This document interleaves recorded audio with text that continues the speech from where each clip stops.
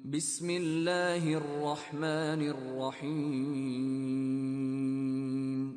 Cerita novel Suamiku yang Jahat Selalu Merayuku. Bab 17. Putrimu hamil sebelum menikah. Freddy sedikit mengangguk, garis rahangnya yang benar-benar sempurna sekarang terlihat mengencang, lalu mengucapkan sepatah kata, katakan. 8 tahun yang lalu, Tom dan Liana bercerai. Tom mengirim Liana dan anak perempuan mereka ke negara A untuk hidup di sana. Mereka tidak pernah kembali dalam 8 tahun ini, dan mereka dijemput oleh Tom belum lama ini. Freddy mengernyitkan kening, jadi karena itulah dia bisa berbicara bahasa negara A, karena dia pernah tinggal di sana. Itu saja. Jelas, ini tidak memuaskan baginya. Suara Kiki ragu-ragu sejenak dan membuka mulutnya lagi. Setelah Liana dikirim ke negara A, ia melahirkan seorang anak laki-laki yang menderita autisme, dan kehidupan mereka relatif miskin. Apalagi, putranya meninggal dalam kecelakaan mobil sebelum mereka kembali. Petik 2. Freddy mengernyitkan kening semakin dalam. Kesedihan di matanya terakhir kali adalah karena adiknya. Lalu bagaimana dengan anak di perutnya? Itu saja. Apakah tidak ada pria di sekitarnya? Tidak, hanya seorang psikiater yang dekat dengannya. Kiki dengan hati-hati memeriksa informasi yang dikirimkan dari penyelidik di sana, dan berkata, tidak ada lagi, dia tidak pernah berpacaran saat masih sekolah, jadi tidak ada pria lain yang mendekatinya. Dengan kata lain, anak yang berada di perutnya mungkin adalah anak dari psikiater itu. Dia dijemput oleh Tom karena pertunangannya, menyuruhnya kembali untuk menikah. Alasan mengapa dia sangat mencintai uang adalah karena dia sebelumnya tinggal di negara A dengan keadaan miskin, jadi dia menerjemahkan dokumen untuknya dan meminta uang, dan pergi bekerja di restoran untuk mendapatkan uang. Begitu berpikir, Freddy sudah mengerti semua tingkah laku aneh Chelsea. Pada saat yang sama, dia juga mengerti apa yang dimaksud Felix. Suasana hatinya sedikit lebih rumit. Dia melirik ke belakang, turun tangga, lalu naik mobil dan meninggalkan rumah sakit. Di rumah sakit, Chelsea tidak makan siang tadi. Sekarang dia agak lapar. Bu, aku ingin makan bubur manis. Chelsea tiba-tiba ingin makan makanan manis. Liana mengetahui bahwa saat seorang wanita hamil, dia akan memiliki nafsu makan yang buruk dan akan lebih suka makanan dengan rasa tertentu. Seperti pepatah lama, asam adalah laki-laki dan pedas adalah perempuan, yang berarti jika wanita hamil menyukai makanan asam maka anaknya adalah laki-laki, tapi jika wanita hamil menyukai makanan pedas maka anaknya adalah perempuan. Aku akan pulang dan membuatkannya untukmu. Liana bangkit, tapi dia takut tidak ada yang akan merawatnya di rumah sakit.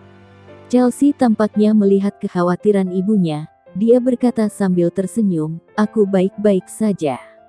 Dokter mengatakan bahwa aku hanya harus beristirahat. Dia tidak perlu dirawat di rumah sakit jika bukan karena khawatir pada anak di perutnya. Liana mengangguk dan menasihatinya untuk beristirahat dengan baik-baik, lalu dia meninggalkan bangsal. Saat Liana turun dari mobil, tiba-tiba dia dihentikan oleh beberapa wanita. Para wanita itu semua tinggal di area apartemen ini. Meskipun dia tinggal di sini belum lama, tetapi tidak memiliki perselisihan dengan siapapun, Liana mengernyitkan keningnya, apa yang kalian lakukan? Apakah putrimu hamil ketika dia belum menikah? Apakah benar dia adalah gadis yang liar? Orang pertama yang berbicara adalah wanita paruh baya yang gemuk. Dia tinggal di sebelah Liana. Penampilan kalian biasa saja, tapi tidak menyangka putrimu adalah wanita murahan seperti ini. Bukankah kamu mengatakan terakhir kali bahwa putrimu baru berusia 18 tahun? Wanita gemuk itu bercekak pinggang dengan sombong. Wajah Liana langsung berubah pucat, suaranya bergetar, kalian mendengar gosip dari mana? Apakah kita salah? Anakmu tidak hamil sama sekali. Tangan Liana bergetar, ya, putrinya sedang hamil. Sangat memalukan. Masih muda tapi sudah pandai memikat para lelaki, dia terlihat seper. Sebelum lanjut, jangan lupa subscribe, like, komen, dan share ke medsos kalian.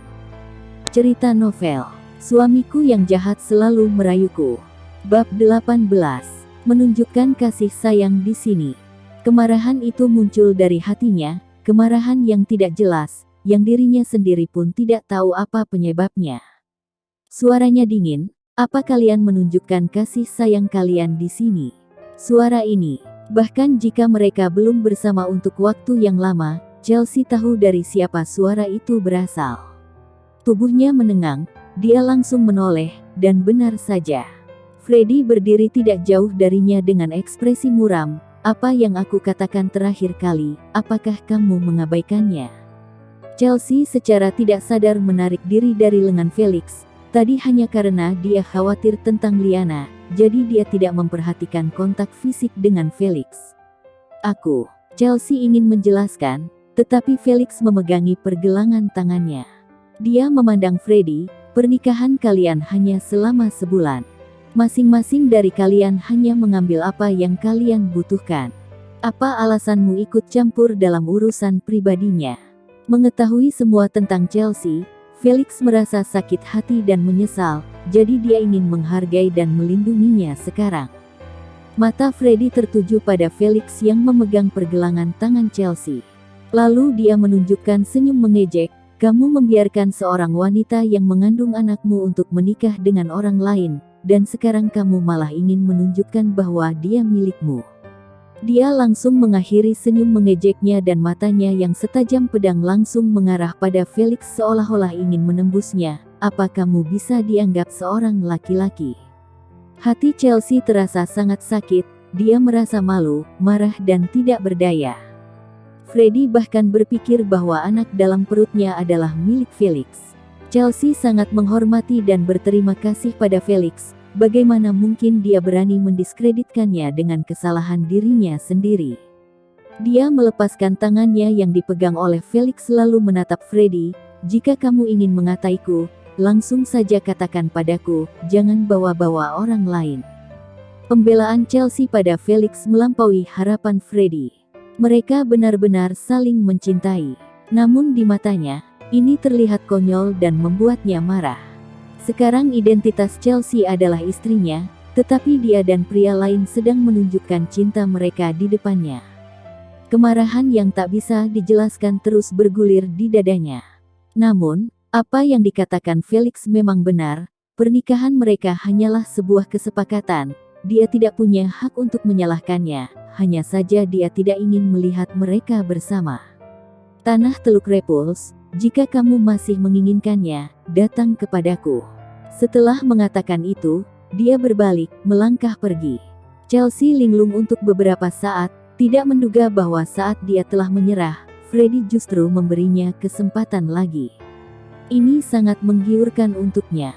Jika dia memiliki hak untuk pengembangan tanah itu, dia akan memiliki chip untuk menegosiasikan persyaratan dengan Tom. Alih-alih selalu ditekan oleh Tom. Chelsea. Felix sedikit khawatir, sepertinya kata-kata Freddy membekas dalam hatinya. Chelsea menggelengkan kepalanya, aku baik-baik saja. Setelah 20 menit, Liana didorong keluar dari ruang operasi. Liana pingsan karena terlalu marah. Sekarang dia hanya memiliki Chelsea sebagai anak satu-satunya. Mendengar orang lain begitu menghina putrinya, hati Liana tidak dapat menerimanya. Ditambah lagi dengan tulisan dan cat yang ada di pintu dan dinding, itu benar-benar membuat Liana tidak tahan. Pasien tidak akan tahan jika diprovokasi. Cobalah untuk tidak membuatnya mengalami perubahan suasana hati yang terlalu besar. Setelah memasuki bangsal, dokter menjelaskan padanya. Chelsea mengangguk, terima kasih, dokter. Chelsea tahu bahwa kematian adiknya memiliki dampak besar pada ibunya. Jika bukan karena dirinya, dia takut Liana akan pergi seperti adiknya saat itu. Dia pikir akan lebih baik menjauhkan ibunya dari tempat yang menyedihkan itu. Tapi dia tidak menyangka, ibunya dirangsang lagi Karen.